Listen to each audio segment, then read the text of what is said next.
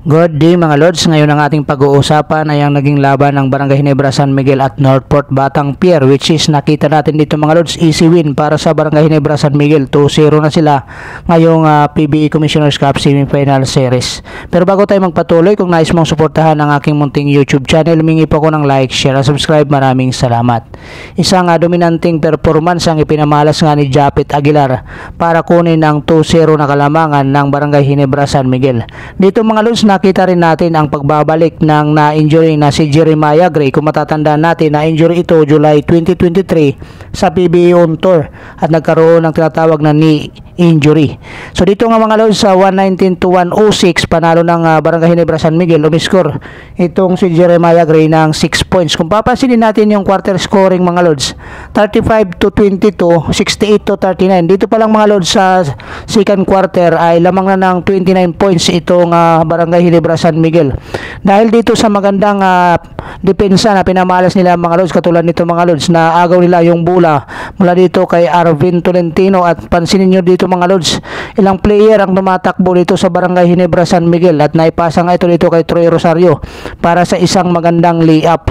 So dito determinado nga talaga mga Lods itong Barangay Ginebra San Miguel na ibaon sa 2-0 itong Northport Batang Pier. So itong si Jimmy Malonzo nga mga Lods, ay score ito ng 17 points dito nga sa panalo. At itong si Jimmy Malonzo, isa rin sa nag-orkestra ng panalo nitong Barangay Ginebra San Miguel.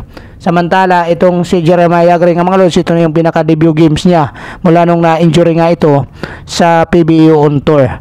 So itong si Arvin Tolentino mga Lods, nagpapatuloy naman yung kanyang struggle dito sa semifinals, which is dito nga mga Lods, na limitahan lang itong si Arvin Tolentino ng 12 points nga mga Lods. So lowest pa rin itong kanyang performance nga mga Lods. At dito maganda yung depensa na nilatag ni Coach Tim Con at ng Barangay Ginebra San Miguel dito kay Arvin Tolentino. At si Kadim Jack naman mga Lods, kudos dito sa kanilang import. Patuloy pa rin ang pagdodomina. Umiscore ito ng 27 points. Samantala itong si William Navarro ay nag-ambag naman ng 23 points. At si Monson mayroong 14 points para dito sa Northport Batang Pier, which is hindi nga rin kinaya itong performance na ipinamalas ng Barangay Ginebra San Miguel. At dito nga mga Lods, kapansin-pansin natin na kahit nga itong si Barrientos ay may score ito ng 11 points.